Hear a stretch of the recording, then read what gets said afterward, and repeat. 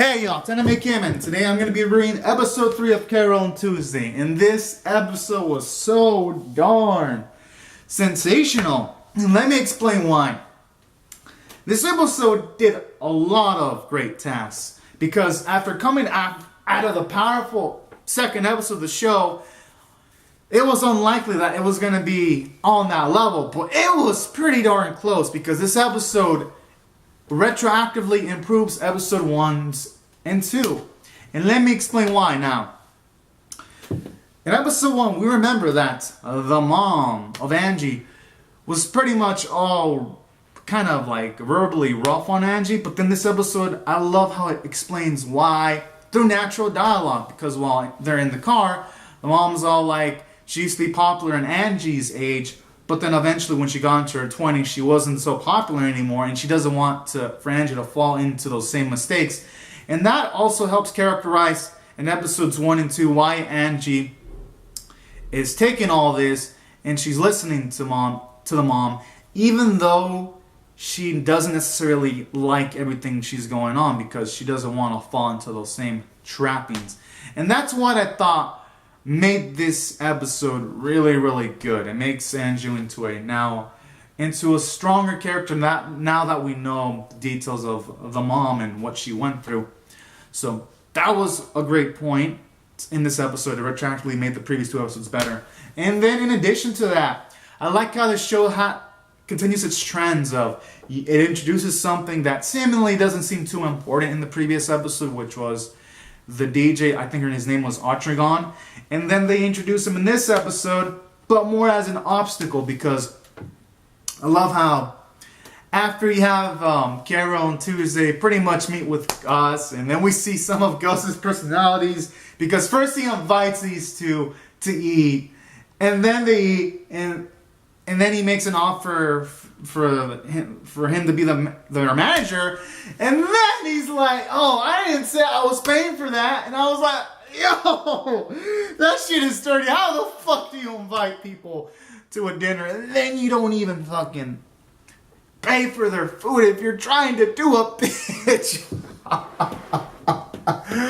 Oh Lord, this man is funny. And I love how it shows you one of his quirks of him being a cheapo, because even in the later on scene, he tries to finesse himself into some free booze. So that was funny.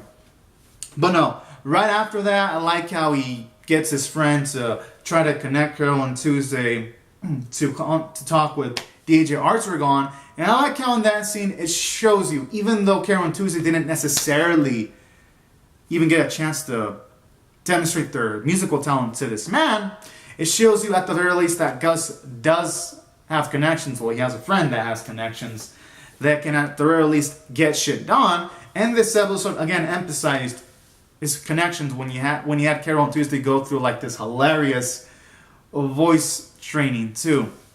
So I like that. It shows you that Gus, even though at times he's a hilarious guy, on the inside he's actually quite competent despite his personality. And you know what? I really like that. And when they do get to DJ Artrigon and he's all like, he doesn't even want to fucking listen to the music because he only cares about this AI shit, I was like, yo, that is so rough. And it helps make you want to hate this character. Especially when he says shit like, oh, so you want to sleep your way to the top? And I was like, yo, Carole Tuesday are underage. What the fuck? But, I mean, I guess it's in Mars, so the rules there must be different than from the rules on Earth, I guess. But, because again, they kind of implied in episode 1 and 2 when this man straight out said to Carole when it implied that he wanted to have sex with her. So I guess it's implying that in Mars, I guess it's legally okay to have sex with someone that's in like their 16s or 15s, I guess. But, no, I digress though. It makes you hate this guy because he doesn't want to listen to their music. And you know what? I felt this scene was powerful for the reason being that, for one, this gives, from a narrative standpoint, Carole on Tuesday's first big rejection. And 2, it's going to motivate them to want to dominate the music world. And 3, it showed you a fiery streak in Tuesday that I didn't even see coming. Even Carole was shocked when she pretty much burned the script that they were gonna sing to DJ Armstrong and it activated the water sprinklers to like just make his whole house wet, and I loved it. And I loved how at the end you see these two laughing, and it was a great way of ending off the episode when Carole was screaming that they're gonna make him regret not listening to them sing. And you know what? I like it because you got some character development for Tuesday, because now she's exerting more of her emotions. She's becoming less shy.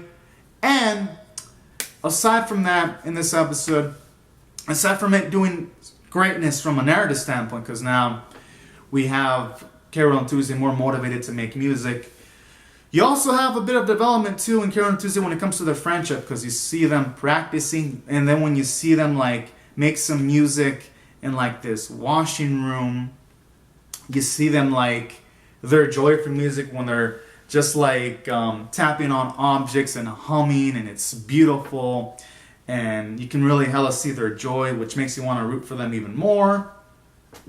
And you see them happy when they hang out, and then you see Carole do things like try to teach Tuesday how to go on that how to skate, on how to use that air skate. And I like that because it shows off the authenticity of their friendship. Shows you how authentic it is, because it isn't just them practicing music all the time. You see them doing things that don't just involve music all the time, as friends would do. And that's what I like about this anime. It can make friendship look real, and those little sequences like after they're tired from practicing, you see them like near each other in this couch was really, really cool. And that's why I also thought it did well from a character standpoint, because aside from fleshing out Carole and Tuesday, it fleshed out Gus too, showing off that he did have one hit, but then afterwards when it came to management, he just couldn't really do it too well anymore, but now he wants to like try again with Carole and Tuesday. I like that too, because not only does the show want to make you root for Carole and Tuesday, it kind of makes you want to root for Gus, because he's kind of like this funny character that's kind of been kicked to the ground due to circumstances that you just want to see rise up. So that was another cool element about this episode. And that's why I thought it was great overall. And we got to see Carole and Tuesday practice too, more the fundamentals of how to control their voice. So you see them slowly improving. And that's, oh, and you also had a little song, even though it was just practice, the songs fit in with the theme of the shows. Like when they were talking about how you're the missing piece, it implies that in life you sometimes need that one person in life to help you out. And that really resonated with me, their song. I thought it was really, really beautiful. And that's how I'm going to rate this episode. Oh, before I go in the rating, I almost forgot to mention animation art. Very great as always. Obviously the soundtrack was also pretty darn good. It's just gets the job done in like spades every single episode. And that's why I'm going to rate this episode an 8.5 out of 10. Honestly, I'm hungry for more, and I cannot wait to see what's going to go down next, because hell yeah, this episode was so hype. So anyways, guys and gals, this is my thoughts on Carole and Tuesday episode 3. Comment down your thoughts on the episode in the comment section below. Rate the video, subscribe, and I'll see you guys later if you subscribe for more. Alright, have a great day, y'all. Bye-bye.